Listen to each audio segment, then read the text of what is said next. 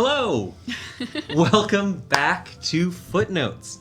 And more importantly, welcome back to Konner. Konner, it feels like it's been forever since that first stream. It's been a month, right? Yeah. Yeah. There's no way it's only been a month. About a month, yeah. This has been the best. 5. I'm sure. Are you sure? I could have sworn we've been doing this for ages at this point. Either way, It just comes natural. That's what it is. so humble. I'm really excited to welcome you all back here to Footnotes. This week, we had I would say a pretty darn fun session. A bit of drama, some good inter-party conflict, and bad guys you want to and don't want to hit, which I kind of feel is the goal here as a dungeon master, to, yes, let you feel like badasses and also make you question if you're bad people. Yeah. Kenku needed to die. So, took care of that. It was... Or did that one get The away? Kenku got away. Damn. You never should trust birds that have Bumblebee-style voice boxes. I love it. It's not a good plan. Oh, I don't have my phone. I'm going to grab something real quick. Konner, I want to talk a little bit about your character, but not just one, multiple characters today, if that's okay. Yeah. Do you want to start today talking about Mr. Thorn of Stories to D4, or do you want to talk about Azoth, who we heard about in that fable?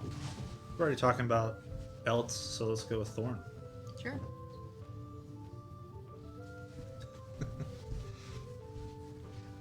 Sorry about that. It's okay. I'll be in charge today. Oh, perfect. Victoria's got the chat. Honestly, if any of us get anything wrong, just yell at her instead. It's my It'll be fault. perfect. So, in that little fable, in that storybook that Silas read, well, I believe half the table was weeping, Yep. there was a story about Azoth Lightrock. Do you remember how, if you all, I think we've mentioned it a little bit before on Footnotes, briefly, but we have run some one-shots in the past in our homebrew setting, and rather than talking about a one-shot that's happening parallel to a current adventure, when we've run one-shots in the past, they tend to be in the past, answering an unknown question. And so Azoth was your barbarian we talked about in the past. Dwarf barbarian of pretty high noble descent, right? Right. So he, and actually leads to a good point. He was one of the princes of a dwarven kingdom. This was a one-shot that was done all at 20th level. I'm saying one-shot, but it was 3 sessions. It was one of our mini-series. Now, have you played a barbarian outside of Azoth, or was your experience in barbarian purely in the 200-plus health range? It was level 20. Azoth was my first barbarian. My only that was paladin. that was fun to jump into. My only paladin was level 20, and that was fantastic. And Yeah, to go I through bet. all the other yeah. That's kind of true. You both have played high-level martial characters. Konner, you actually went from the start of the campaign, effectively, all the way to 20th using Kevril, Yeah. who we'll hear about more in a future session. What for you? What was it like being a? What do you think? How do you feel about barbarian versus paladin and fighter, which you've got more experience with from what you've done so far? Yeah, for sure. I don't really like barbarians after playing one. They're pretty limited on what they can do. They smack, and It's true. I mean, I was a totem barbarian, so I did have some other abilities since I was level 20. Like I could fly for like a round or part of my round or something like that. Yeah, I mean, the Forever Rage is pretty great. So Endless Rage is a wonderful feature. I think from a design perspective, there was, and not the designers of 5th edition, but in designing the mini-series, I think one of the major failings that I had brought and I learned from was when you're building those high-level adventures, it's great. We did a great job thinking of this epic backstory for the characters, giving this real rich history, and I think you jumped into our role-playing as him very well. But unlike a normal adventurer who goes through, some number of sessions, with Azoth, he came in for the first time there, and so with the limited amount of magical items, limited amount of practice playing and using alternative mechanics, there weren't nearly as many options. When you have magic items, you could have things that are bonus actions, power keywords. Just for some perspective, it's not the big I guess in the right setting, that level 20 barbarian would be great. But I was a level 20 barbarian with a level 20 paladin, level 20 wizard. There was a wizard in the party. A level 20 bard. Yeah, so there were 2 full casters, There was a half Doll. caster. Doll was a. Oh, there was 3 full caster because she was a warlock. Yeah, exactly. So it was like, You were all right, I guess definitely I'll the just lowest run over action there and enemy. smack him. Yeah. And so And you smacked him good. Yeah, you no, did. it You was did great. considerable damage, but it did turn into I It just- attack recklessly. right, exactly. And it just it didn't, because I like to also help the people I'm playing with. So being a barbarian, it's like I can grapple someone maybe. Yeah, you got Hold on. some But- different options there. Yeah, it's just a really limited class. I don't think I would multi-class into it just for the perks that a barbarian gets, but I don't think I'd ever go full level 20 barbarian. I think you may in the future we may want to look at the Tasha's Cauldron of Everything subclasses. There are a few of them now that give access to either directly spells, but certain types of magical abilities or alternative features. There is a.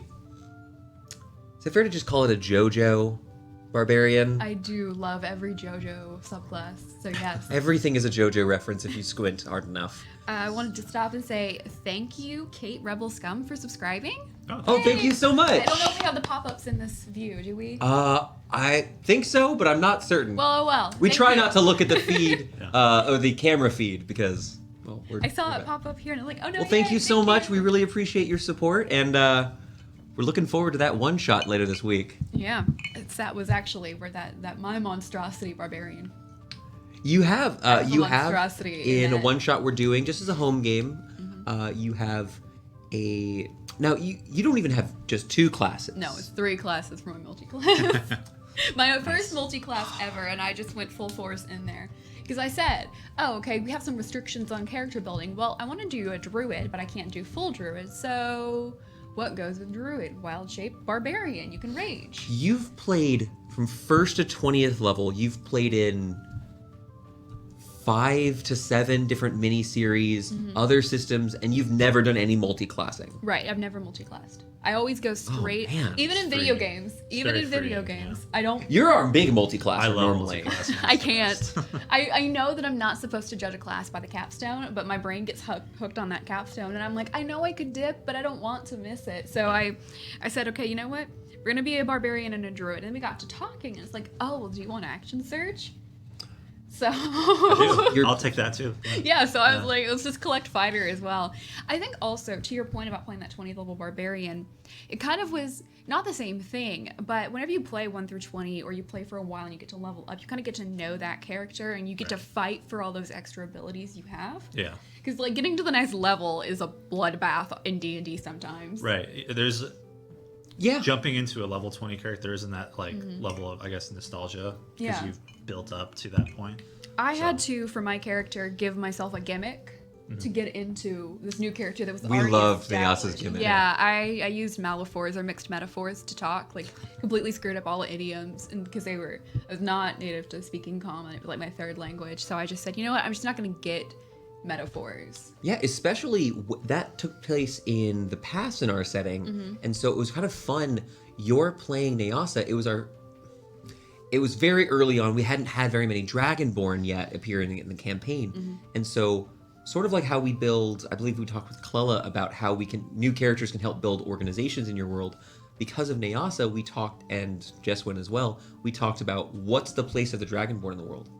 And that one shot was about a century before the Kingdom of Elts campaign. Oh yeah, that was. And so Dragonborn, years. for a lot of people, were still relatively rare, most of them isolated to the southern continent of Barbada.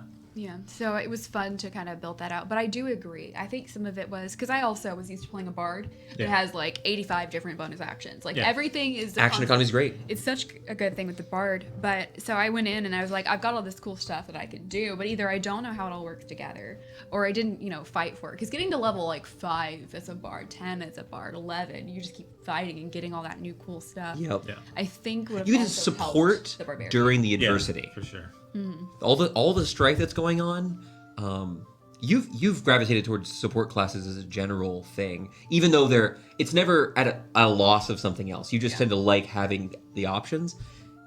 being a support character seems to me, from the other side of the screen, having watched people do support, seems to be super rewarding in that when you've, rather than just feeling awesome because you've decapitated a dragon, Right, yeah. you split the elven overlord in two, you're able to sort of help push everyone else into getting these awesome moments. Thanks for playing bards. Yeah. Sometimes. There was this moment in the other campaign, the moment we don't speak of. Oh my but goodness. in that fight, there was you had that scarf that helped protect you from breathing in. Like you didn't have to breathe. It was the breath of fresh air scarf. And then I had fog cloud. And there was a combo we had done multiple times where I cast fog cloud, you go in there and start whacking people. Yep. And I really like that, playing with that. Now as a bard I ended up taking, do lore bard, take fireball, like that's just kind of a thing. But I did like the moments that I had where I felt like I was really facilitating something cool. I love combos. Yeah, because everybody else was trying to get out to breathe or they were choking and you didn't have to worry about that Right, part. yeah, that was great. What levels- That was really fun. What level spell is Dissonant Whispers? Is it second or third? It's It's First level spell. And yeah, my favorite we're going to be seeing spell. a lot of It's a good spell. maybe mental dissonant whispers in the future, Yeah. and the attacks of opportunity being provoked. Yeah. Dissonant Whispers is such a good first level spell. I kept that through the entire campaign. It was the first level spell that I was using in some of our last fights. I see no reason to get rid of it. You get, 3d6 if they fail, and it makes them run away for a first level spell slot. Why not? Ah, there you go. But yeah, no, we were fighting like we were 18th, 19th, 20th level, and I was casting Dissonant Whispers. Dissonant Whispers, yeah. Because you get the paladin and the fighter paladin on either side of a guy, and then you make him run away, and they get to just start singing. And then your paladin's got sentinel. Now he doesn't get to go anywhere either, so he's wasted his reaction. It was so much fun. Those combinations while playing a support character of facilitating the other people in the party, which is I think another reason why it was hard to go in at 20th. We were playing characters who hadn't worked together anyway at such a high level, so we didn't know how to play off of each other. It's hard to make a meet cute for nobles, royalty, legendary heroes, leaders of or orders of knights. The Knight Commander. So, and how you set it up, like how we got together, it made sense of why it was just kind of like a bumblefuck of a fight. Yeah, when we it was did a do mess. But Because it was like, it's like, well, we don't really know each other, which Yeah. is You all- accurate to how we jumped into the characters. I will say, regardless of craziness that's going on. Aw, thank you so much for the gift sub. We have, regardless of the chaos, it was difficult to throw together characters or the way that the mechanics of them. I have to say, all of you really killed it. It was kind of at the point when we did a 20th level one shot that I was confident we're going to run this campaign to 20 no matter what. Yeah. Yeah, it was a blast. Do you want to do that again? Yeah. I think wanna we do it should. again. Yeah. I want to do that again. I don't know who I'll be playing when we get there, but I want to do it again. I don't know who. Because I fully expect to kill all of you multiple times, repeatedly. At the rate that Elle is going, Oh! Bella's character, I've been pitching since she before the better get launch. that backup ready. Yeah, I know. Let's start forming that Fair. Deadpool. Yeah. Like, just determine Yeah. who's going down first. I thought it would be me, but we were looking at it, and I'm playing an Abjuration Wizard, so I've got that Arcane Ward. So I've got, right now, at level 3, 10 more health. Yeah. Oh wow, that sounds very fun. I want to talk actually about We got a thank you so much for letting us know, Sweet Poison. This one of our dear friends here in chat is playing in a more politically aligned campaign or political social focus, and is playing with an emperor and the party, the political council of that emperor. We talked about in another system a while ago playing a more socially focused campaign. Which I did end up going and looking for other people who had played before, and fantastic, by the way. Yeah. But we talked about that early with my bard, that was something I was interested in too.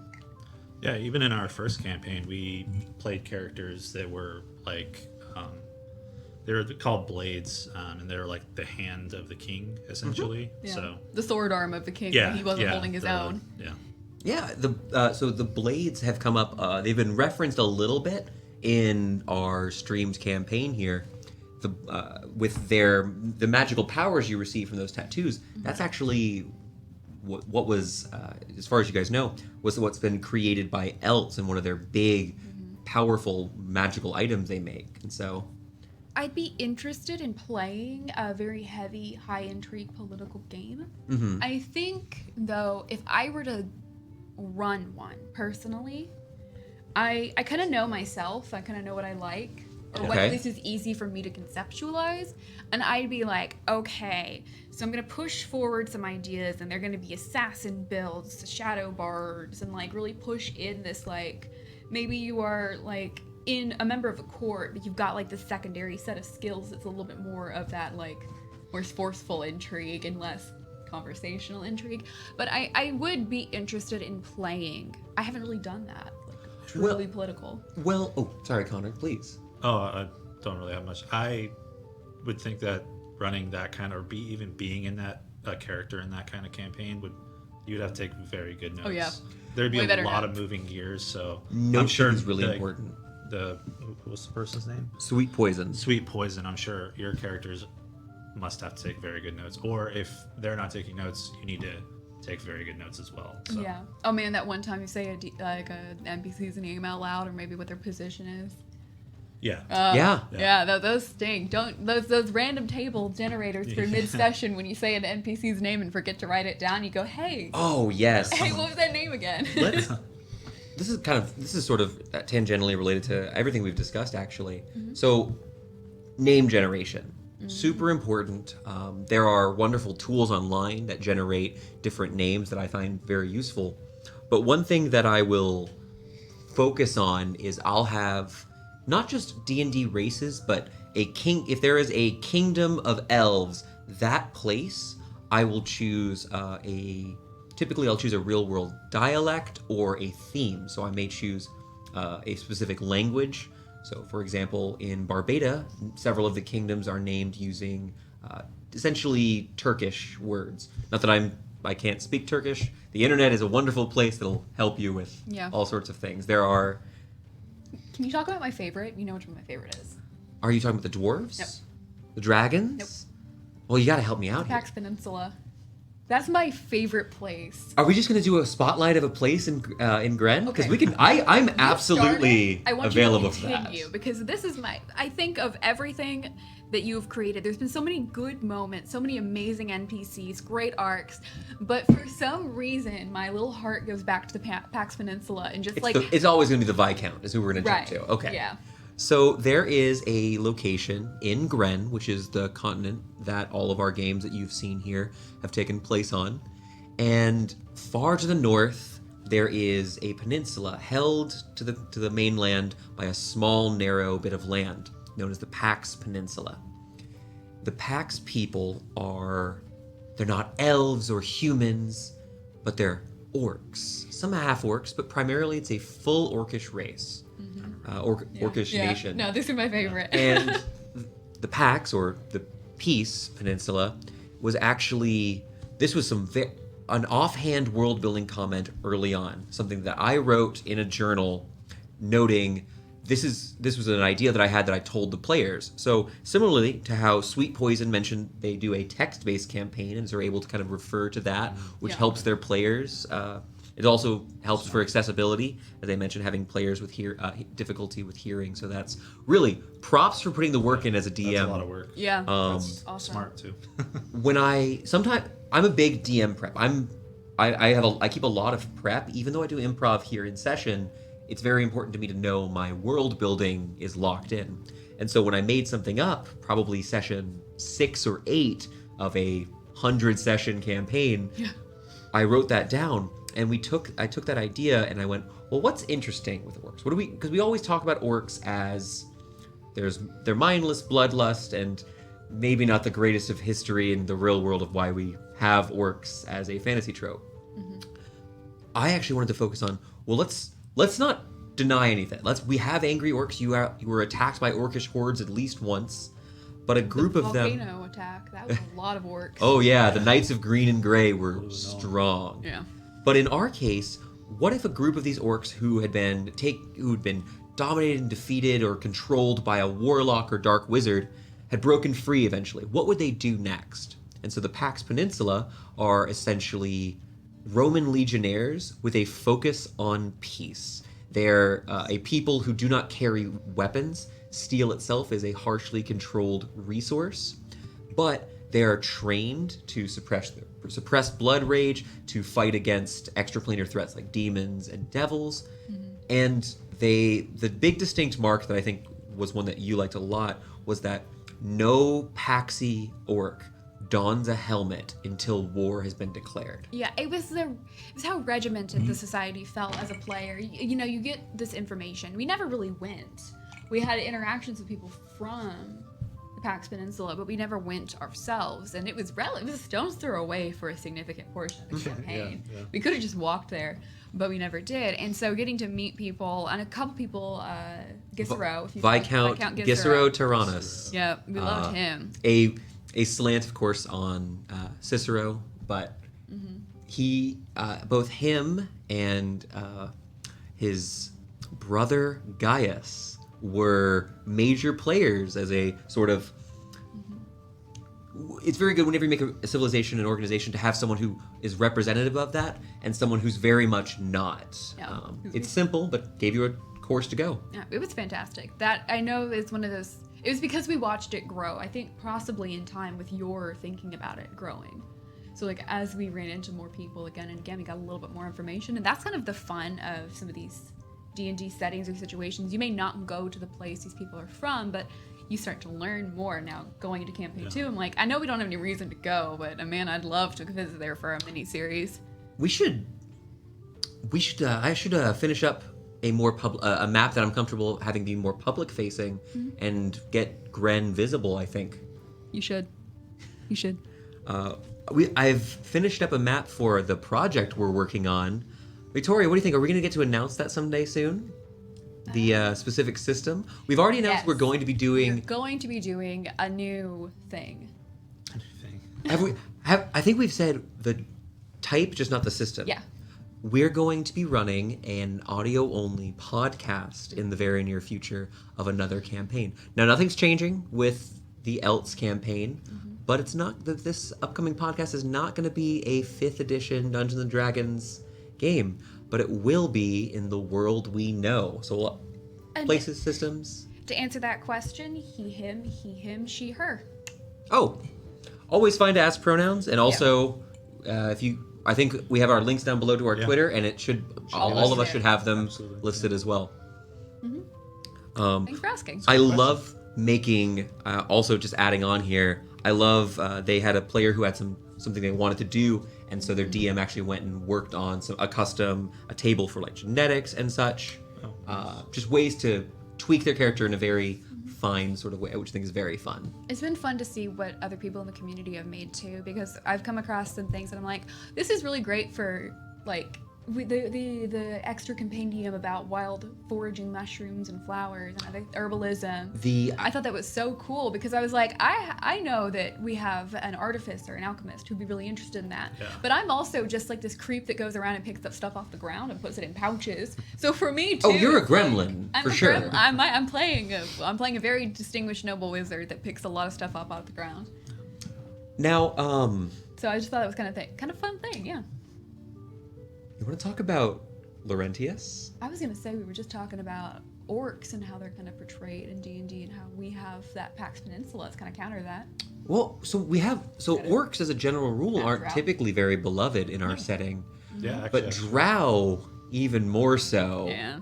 You've gotten some dirty looks over here in Walnut Hill. It seems that people aren't a big fan very dismissive of the purple. Yeah, they don't like the drow for some reason. And there's kind of a couple different things that Not get even a full drow either, so they're just stupid. You're not a full drow, Can't which tell a difference. Apparently. I will say, in our setting, we kind of have sort of established that it's hard for most non-elves to distinguish elves versus half-elves. It's sort of very, to talk about genetics over here, like very much a dominant sort of thing. Down Your my memories. recessive, yeah, that's fair. But playing, you chose to play a drow knowing that there was going to be an amount of this bias, this prejudice against your character. For sure, because I wanted to play somewhat of a sassy character, Mm-hmm. and I figure maybe growing up with that kind of reaction, just based on how he looks, would probably gel well with that.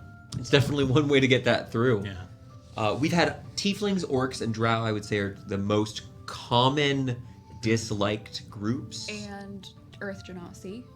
So that's one that's more unique to our setting, I suppose. Right. Duragar too. Not really well liked. Not really well liked, but we kind of had this situation in our first Yeah. campaign where I love to tell people about it. It's like, oh, you invited them to live underneath your castle and hang out? Yeah. We lived with the Duragar. It was great. Would recommend. Now, we haven't. I don't believe we've had any party member. In the party, I don't think we've had any issues with the fact that your character's a drow. Is that correct? Not that they've said to my face, but yeah, I don't think so. Right. You've been very sassy with us as well about like, oh, is it because I'm a drow? Yeah. So Yeah. I mean, like we've given Silas more than we've given you. Because yeah. like, I mean, like I was like, Silas has gotten a fair bit of. You got weird mouth teeth. Right. I was like, do I know what an elephant is? We don't have those on this continent. Do I know what that is? That bandit captain wanted to kill Silas and take his tusks for ivory. Take a test for ivory, yeah. So there's not been a lot of inter-party conflict when it comes to specifically your being a drow. But this last session, we had a big in-character fight. Now, I know after we ended the session, everyone was very excited about the conflict that was going on about Sulo, the recently raised undead farmer. Well, not farmer, but villager. Yeah. But in character conflict, how does it feel to fight with your friends in a game? Oh, it feels so good. I'm it's back fun, to yeah. I felt so good about it. Because It's the here's best. the thing. We often there's a small amount of I think metagaming that goes on in any party where it's like we need to kind of get along to a degree, right? Right. We're all trying to achieve the same thing. So why would we all be traveling together? Well, we were given a reason to now, and it's not just going to be the convenience of we just met these people, so we'll travel with them. Mm-hmm. Given a You have 2 or 3 now little quests. yeah. And then from the point of view of not trusting Thorn, I think it was more of like you're new because I'm traveling with a half elf and I follow the elven pantheon with what's happened to it. I'm a little bit more like, okay, you're a half drow. That's fine. I just don't know who you are. Right, yeah. But- and that's the character I'm playing is doesn't want to reveal who he is just because of All the other stuff. all the other stuff that's happened, little which we sprinkles. did get some of that last session that told Clella's character. But the conflict, because it's not even that my idea is correct, right?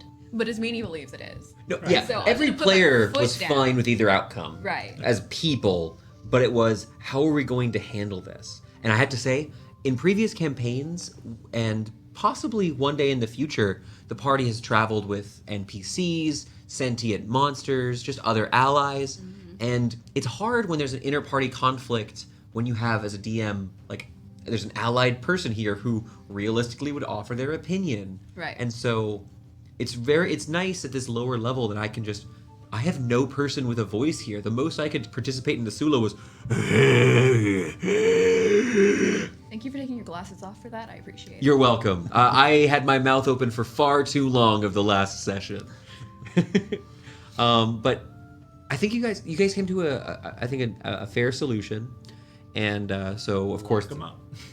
yeah, lock him up. He's a guy. Yeah. I also don't know if my idea is going to work, but hearing what I was hearing, it's like, okay, yeah, we could kill him, we could lock him up in the barn or tie him up or something, but like, we might be able to do something about the person who did it. So let's just go. Yeah, let's I go. I think the only problem that Thorn had was like, yeah, we can probably stop the person that's been doing this, but the damage is done. to this He's very person much dead. now, or zombie. Right. So he's a zombie, Right. and What do you guys think? Do you think he died legitimately or no? Oh, I think it was totally on purpose death, not his on purpose. I think somebody killed this guy somehow. We'll have to find out someday. You know, because if I were gonna do something evil with a bunch of corpses, I have 2 options. Okay. Sorry. People can clip things. If I had to do something with a bunch of corpses. That's true. It's October. I'm allowed to say these things. Ooh, spooky. Yeah. Well, I mean, you've got 2 options. You've got graveyards and you've got trying to get a bunch all at once, right? If you want to do something big. So why not cave into mine? Like, that's my opinion. right. And he was in the sorting area because he no longer works in the mine. Right. He no longer works in the mine, Yeah. Also, it doesn't seem like whoever is.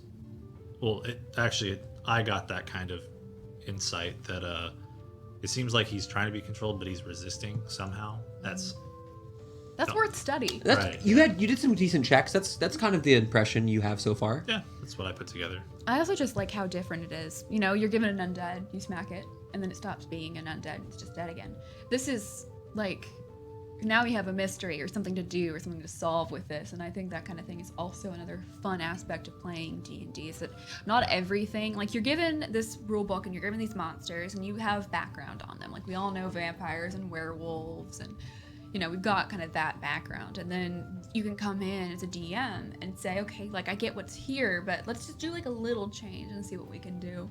Based off of that feedback from the party, you know, if you're kind of going in a good direction. And I'd say so far we trust our DM and have had a good time. This is just another one of those like, ooh. I'm just faking it weird. the whole time. Breadcrumbs. Yeah, give us some more breadcrumbs. Yeah. please. Right now you have two. So assuming, you know, you're going to handle things in Walnut Hill, however they're going, but you may end up going to Galavon. But Galavon itself is directly adjacent to the city of Elts. So you have both whatever's going on with this, whatever magic caused this zombie to be, and also you have the murder of Oswald Castleberry. So you have these two different big things pulling you towards the capital. Can I admit something about Oswald? Oh my goodness, yes. Speak ill of the dead, Victoria. In the sheet of Jake paper, is watching. In the sheet of paper you handed me, it says Oswald Castleberry is a human man. I thought he was a gnome or a halfling. Do you want me to talk like this again? Please don't do Because I can that. talk like this. Chat, would you like me to talk like this for the rest of the session? Please don't. Or the footnotes? Because I can do this. They'll say yes. They'll say yes, just They'll towards say us. yes. But see, here's the thing: is we got this guy, and I just had been assuming this entire time that he wasn't human. I don't know what in the initial description, other than his name being Castleberry, made me believe that he was. Oh, I know what it was. It was the elves, What about the house? the two gnomes that were working with us. The Yeah. elves. Yeah. For some reason, that transferred over into my head. That's fair. Yeah, they're similar names, I believe. Well, you all. Yeah, you're right. Yeah. I gotta be honest. I can't. I don't say this tip very often. I don't remember the name of those NPCs. Did you see why I didn't say them out loud? Yeah, me neither. I need to go to There my are- computer, go find my notes. There's a doggy. We do have a lot of NPCs, and you all have done an excellent job not burning all of them. But there were deaths this last session. For the first time, two sentient beings were killed by the party. Now, in a lot of D&D campaigns, people don't think about it. And that's fine. It's absolutely a way that we've played it at some of our tables before. But we have a group of people who mostly, generally speaking, haven't gone and killed a large number of people, haven't done a bunch of murder and killing. How dare you say that about us? But this time we have, and I'm excited to see how Silas ends up feeling about it. Gwynwyn shot that halfling bard. Yeah, Gwynwyn killed somebody. Gwynwyn killed a guy. Yeah. I was It's pretty ruthless, actually. right. It's why I was Pretty like, well, ruthless. I kind of know what's going on here, so I'm just gonna go deal with it. Let her up. I know. I'm not gonna let her kill, though. Yeah, she was a bit ruthless there. Who got the other last hit on the other dead guard? Me. like the distinction, Thank- sweet poison. That's funny. Mm-hmm. Good save. Let's see. Was it you for the other one? I thought it was me, but I may be wrong. I believe so. I'll have to I review think before you're the next right. It's session. Like, I kind of get what's going on with this group of people that I'm traveling with, so I'm like, oh no, I've got to go babysit now.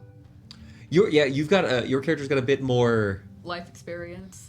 Yeah, that's not an unfair way to do it. Oh my gosh, she's so excited. She didn't get to see you very often, Connor. No. Well, you guys were outfitted. This was the highest challenge rating encounter you've had so far. Yep. But you all are at level 3 now, and with level 3 comes new magic and abilities, and in the case of one Thorn, even some meta magic. Oh yeah. You spent you gave a good bit of thought when you were picking your meta magic. I did. So I don't believe you used your meta magic, but are you okay with us talking about what you got here? Yeah, for sure. So what made you pick what you got? You got 2 meta magics. Meta magic, for those of you who may not know, is an ability that sorcerers have to augment their spells in some specific ways, in really good ways. Yeah. So I had 2 reasons. One was for action economy, which is one of them that I chose. The other was for role play purposes, and also it's very useful to sneak some spells in. Yeah. This one's just... There are a couple meta magics that are very commonly picked. In my opinion, the two that I've seen the most are the Quicken and Twin. They're very strong. Quicken allowing you to get those bonus action spells, which action economy is good. As well as there's also Twin, which allows you to take single target spells and split them to 2 different people. Cast it once, you can put it on 2 people. It's pretty great. Very strong. Really bad when you lose concentration, but when you do that, though. Twin, hold person, yeah, it's pretty great. And it's very powerful, but it does... Picking those 2, like I've built sorcerers, theory crafted sorcerers, and it was really hard because the mechanics for them are so strong that picking some of the other ones that are a bit more, that aren't as powerful mechanically can be a challenge. And you actually went with, now you did take Quicken. Yes. But we also have You Subtle. can't not take Quicken. But yeah, I took Subtle as my second. Thorn's already a pretty sneaky boy. I thought maybe he could be a little more sneaky with his spells. Ooh, that subtle spell thing too. It kind of runs into a thing that happens at some tables. Right. With With other characters trying to do that. Basically, don't without have that being feature, sorcerers. It is a very common thing I've seen. I've watched a lot of online campaigns, and Yeah, it's so. I think even in the higher level of groups, they still try to do it as well. It's definitely a thing. And now, when I became exposed to Dungeons and Dragons in general, it was through Baldur's Gate.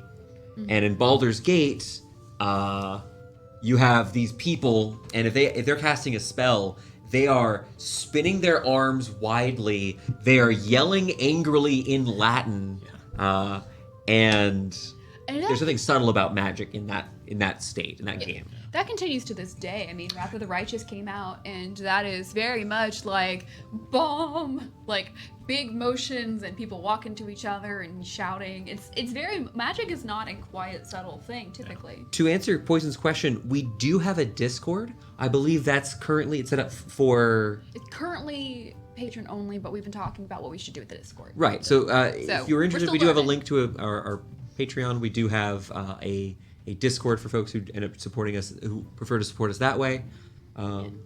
Everything's with our all in Discord. the works.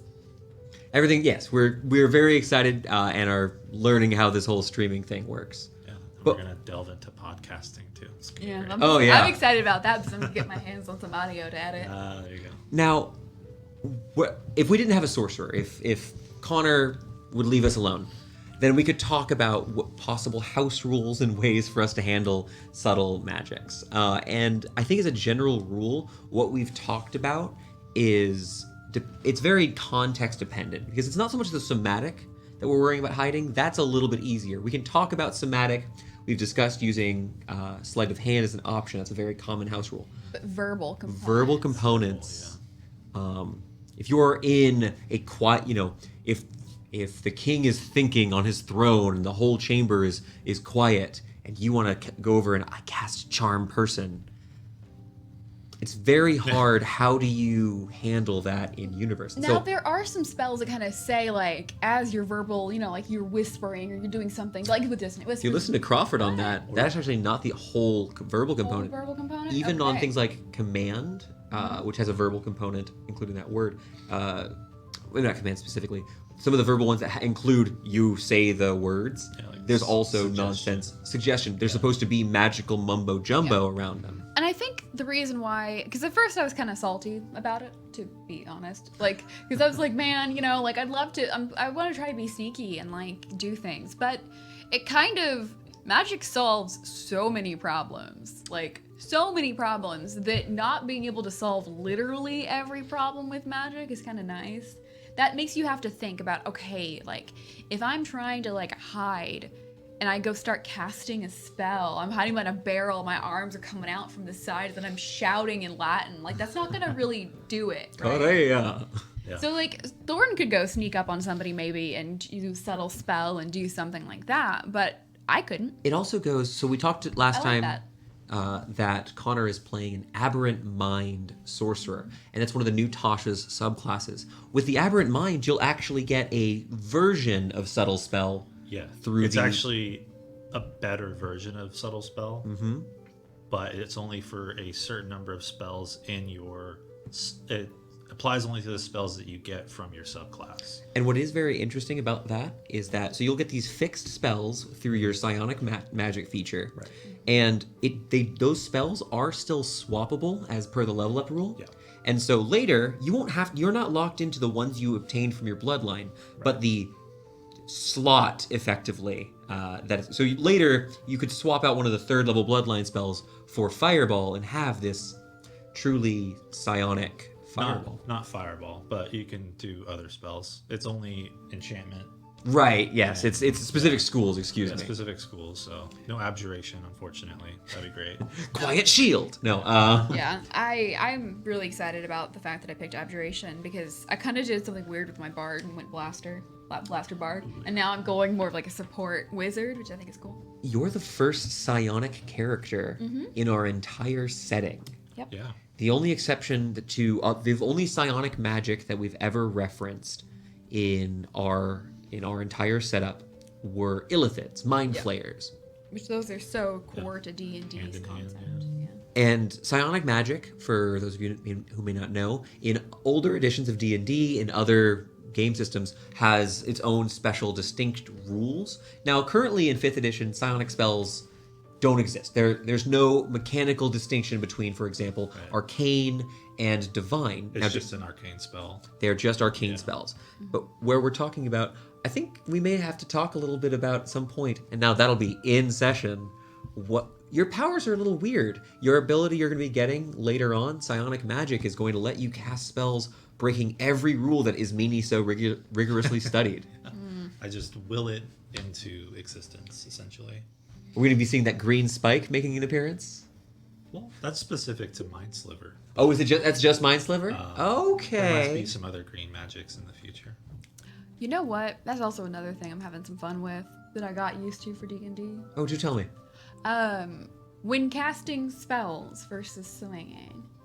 Like, if I'm a monk and I can describe my punches, or I'm a fighter and I'm describing the way I'm swinging my sword, but I've gotten a little bit more comfortable, which is hilarious because I played a bard first, but I've gotten more comfortable with saying, like, oh, for chill touch, I want to have the hand, because again, the spell description does say that a ghostly hand reaches up and grabs, you know, the person, like, then, and the hand clings to them until the end of, like, the next turn. So I'm getting more comfortable as a player in saying, like, okay, I want this to happen, because we do go back and forth with, like, Yeah, I have how a problem doing that. I'm just like, I cast a spell.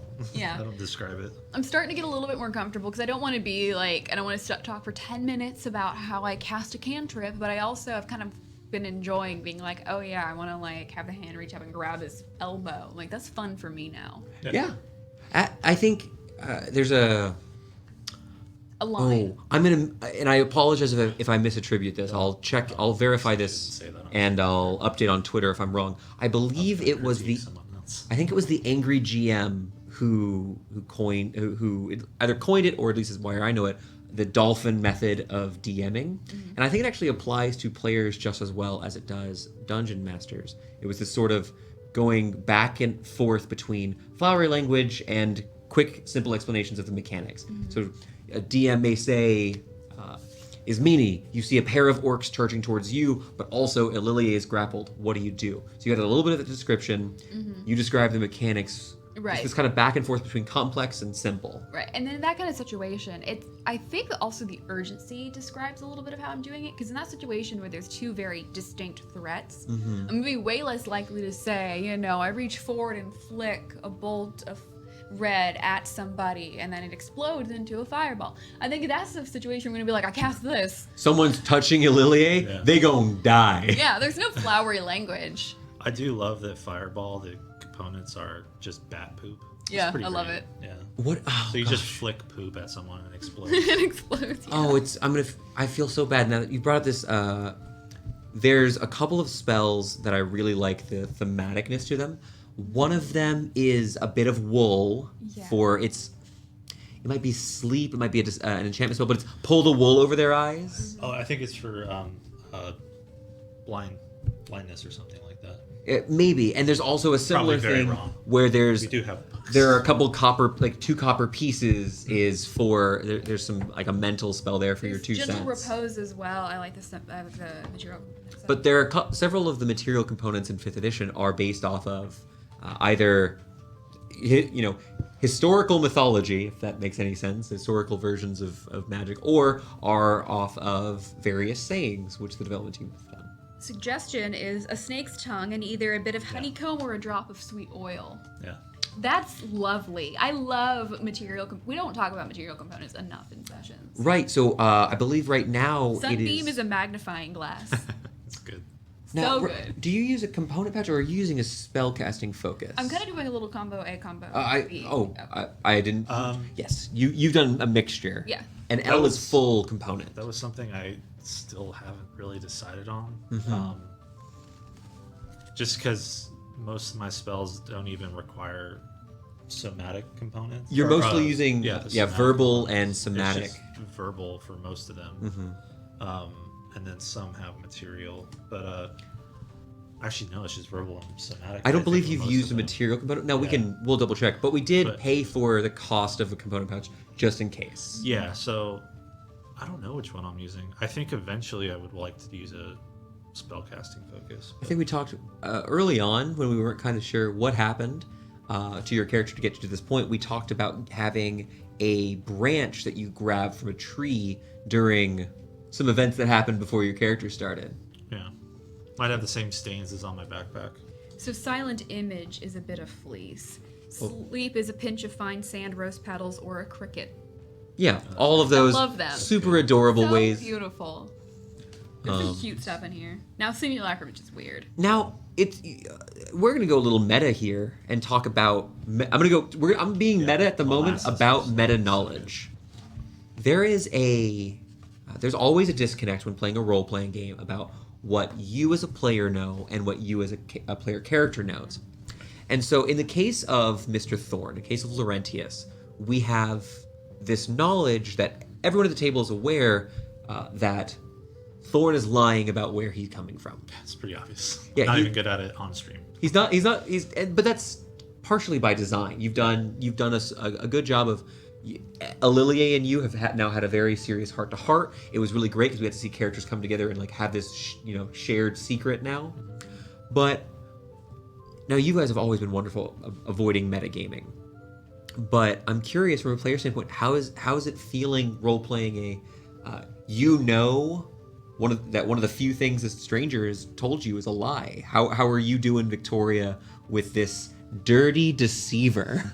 So here's my problem. Okay. It's very much. It's something that happened to us again in another one of our. We did a little one-shot Star Wars, first time around. The first one. We'll talk about the other one another day. Yeah, where we knew some information about a player's character that we were having a hard time not bringing up. It's like, oh, haha, tell us what that is over there. It's 60 feet away. Read that sign for us. But they were blind. Yeah. They couldn't- Oh yeah. yes, we had a character in a Star Wars game who was a blind character. Using But- a ranged weapon. It was pretty great. It was beautiful. She used the Yeah. Force to sense all sorts of stuff. Yeah. Clella, they played a killer Force using, telekinetic weapon holding. It was pretty exciting. It was super fun, but like in that situation, it was like, oh, haha, what does that billboard say?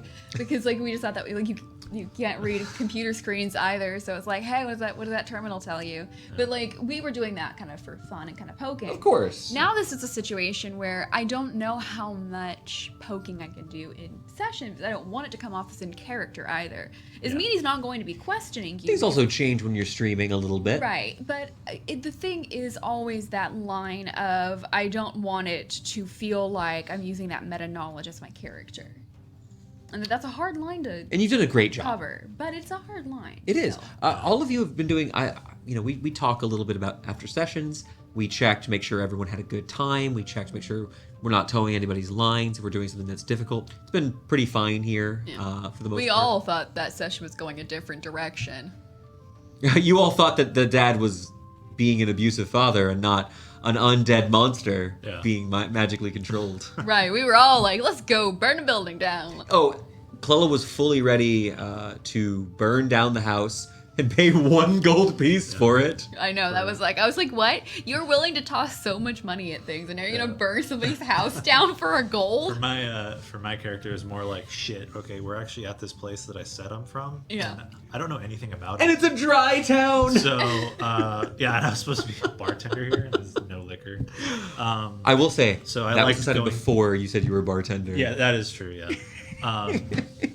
But I did like that I was able to get to the inn and like kind of bleed the guy for some information on the town. Just You were bleeding me for information? I don't really appreciate that, but bloodletting is an option.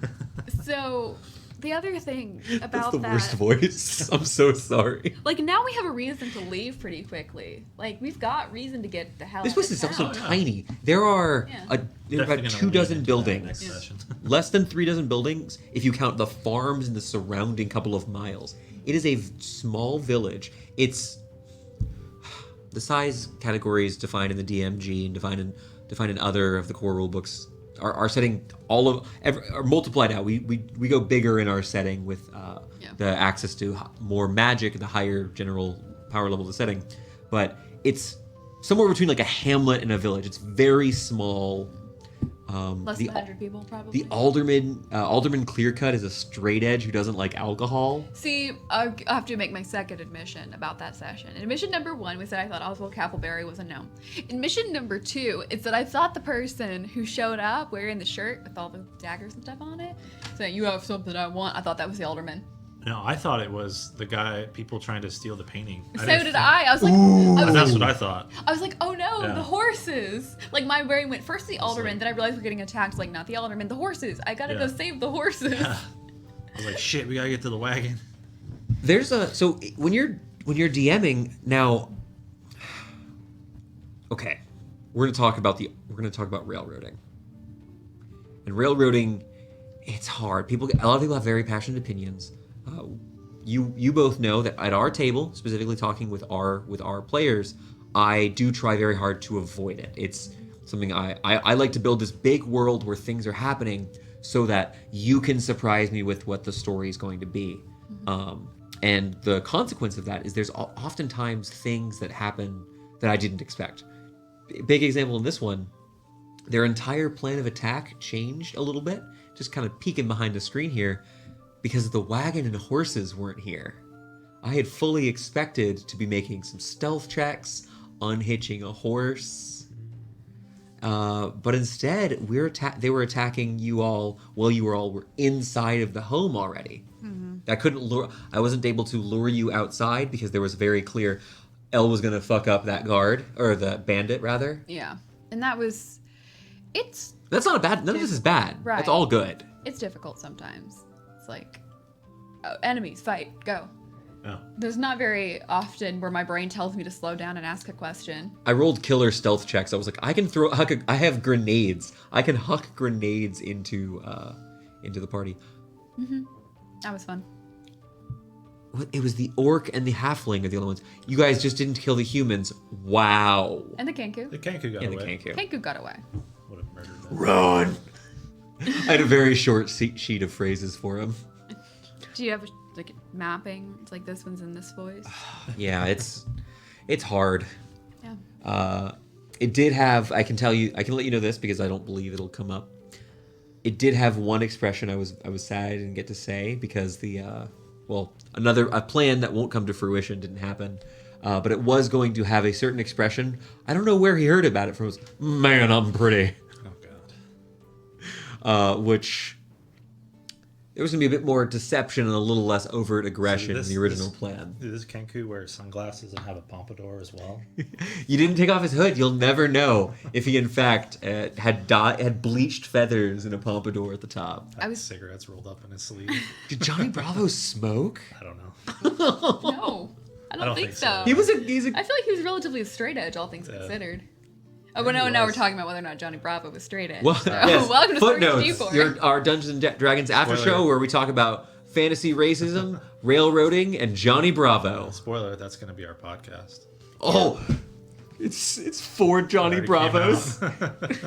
Jeez. So, yeah. I was excited to use one of my feats.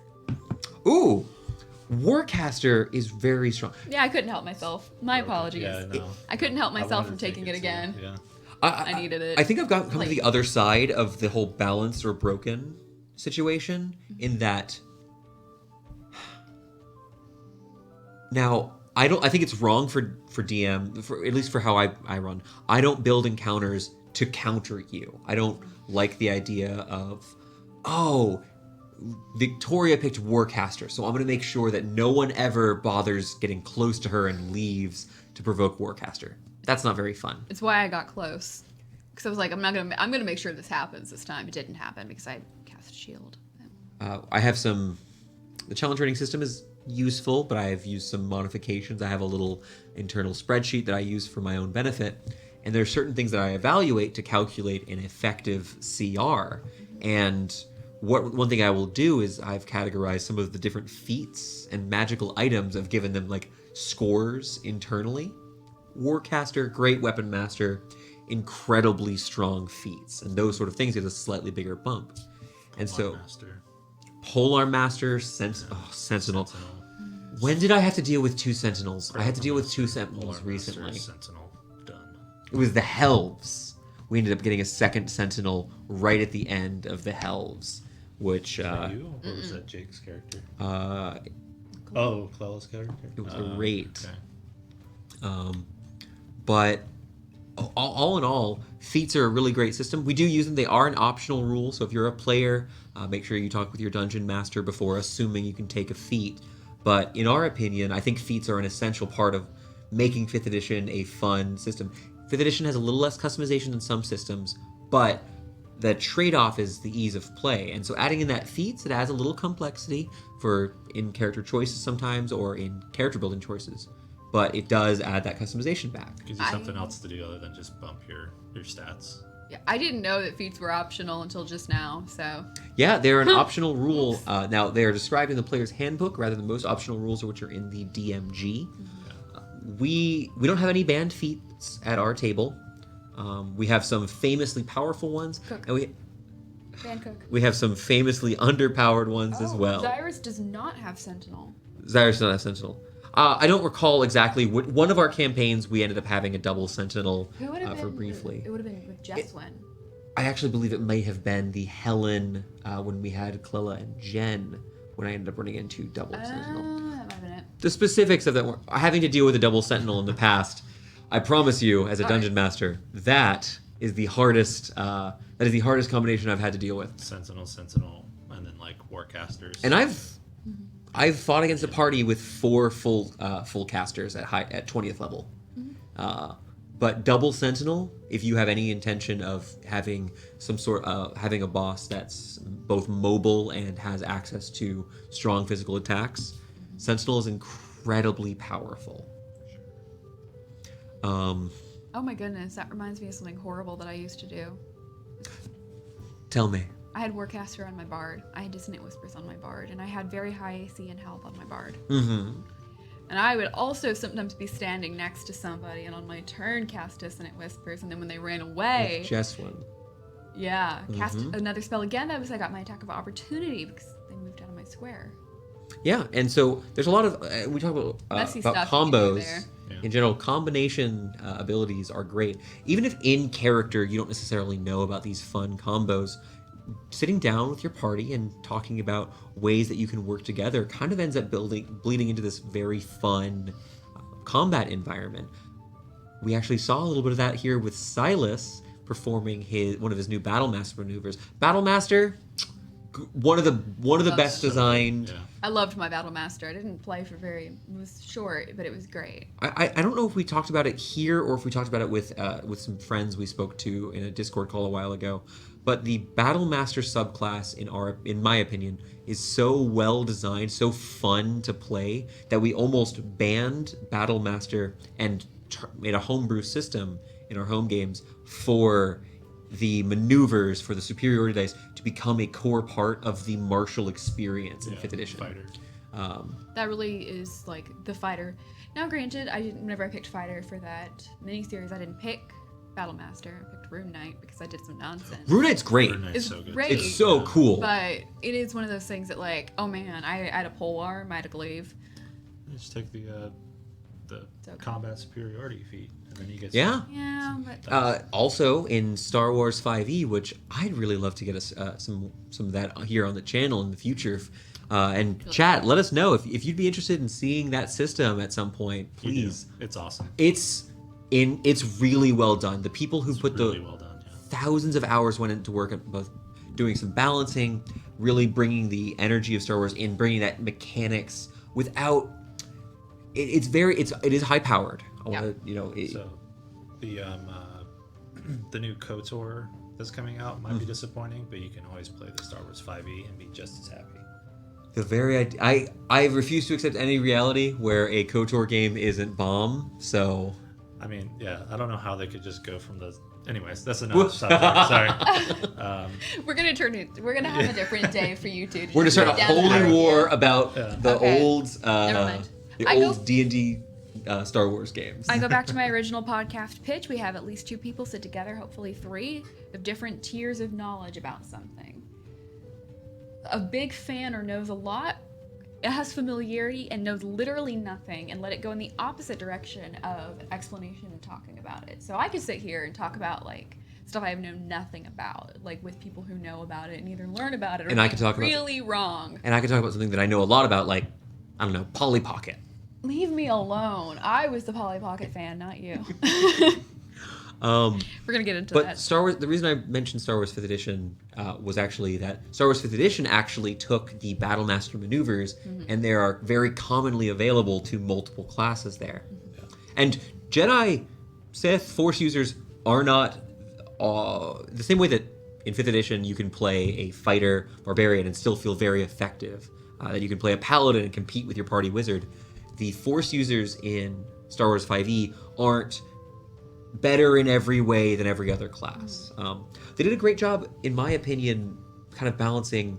You can have a smuggler, a Han Solo sort of character, but then take that and be very, very useful, but still keeping the motion of when the Darth Maul-esque Sith apprentice shows up, you want to get the guy with the laser sword to deal with that. Yeah, that was because I didn't play anybody with force powers when we did it. You've not used the Never. Force yet. Nope, I'm for some reason this is a decision that I have made. Yeah. Playing the Force Wheeler was great, but I think I would go back to my Scout. How'd engineer. that Force user end up going for you? That was pretty good. Yeah. Successful.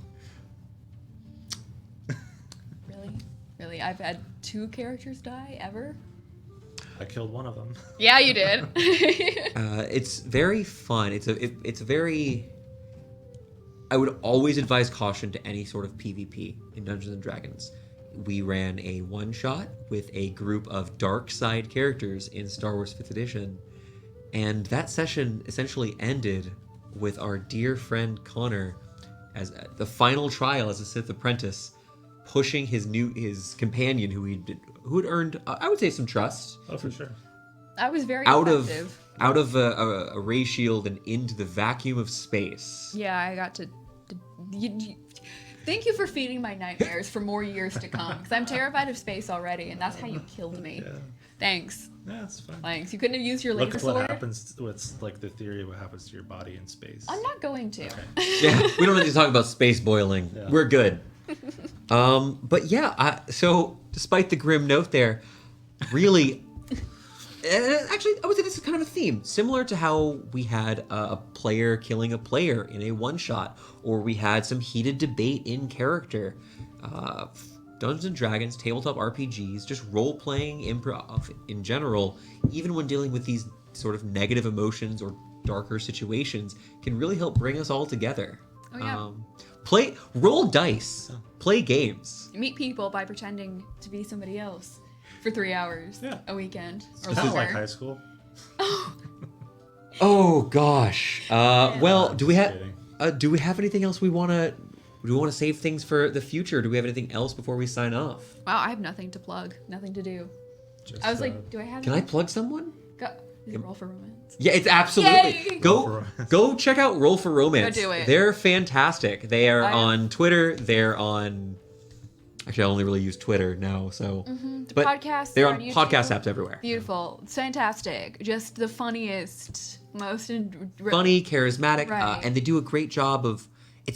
It's been in a very, I will say, a very interesting, and it feels very distinct setting. They're not. So it isn't in we're in a tavern, the dragon is attacking, and we're doing the normal quest. Give it an episode. Yeah. Give an episode. one a shot. And that also, I want to keep listening to newer shows, smaller shows, because we all are. If you familiar have with some the big podcasts- names. So yeah, I'm on Twitter. My stuff's in the Doobly doo. The word is doobly doo. yeah. It'll be wherever you're watching this below it probably. Description boxes and stuff. I'm Description, always bio. looking for new things to listen to, new things to watch. I've been having such a great time since getting involved with this more broad, wider D&D community. Different systems as well, not just D&D. It doesn't have to be D&D. But I really want to make sure that we give all these different groups, all these different channels So a listen. if you either actually are participating in some sort of tabletop actual play or podcast, or if you have something you like, please let us know, and we'd be more than happy to give it a shot and check them out. I would love someone to DM me about a Star Wars 5e podcast or some kind of play. That would be great. I would Yeah, like to if that listen to exists. Because I found a lot of Starfinder. I will admit. Yeah, There's a I lot of see that Starfinder. everywhere. Starfinder. Yeah. There's a lot of Pathfinder 2e. There's not very many Pathfinder 1e. I think I've seen There. one recently in the last week. Some Call of Cthulhu. But hey, it can be a big system or small. We are definitely interested. So let us know, and we'll see you for the next session in the Kingdom of Elves. Wow. That's so fast to get to 6. 6. We have to use 2 hands now. Wow. What are we going to do in like 6 more weeks? 5 more weeks? What we do then is we line up next to each other. That's to when the start. feet are going to come out. No, please. Oh. No feet on stream. This was in our rules when we were making this entire idea. Bye. What we do is we line up. No We can hold feet it on fingers stream. Next to you, it's like this is 11, Yeah, yeah. 12. Like do that. I guess we don't need to break out the feet. We've got multiple.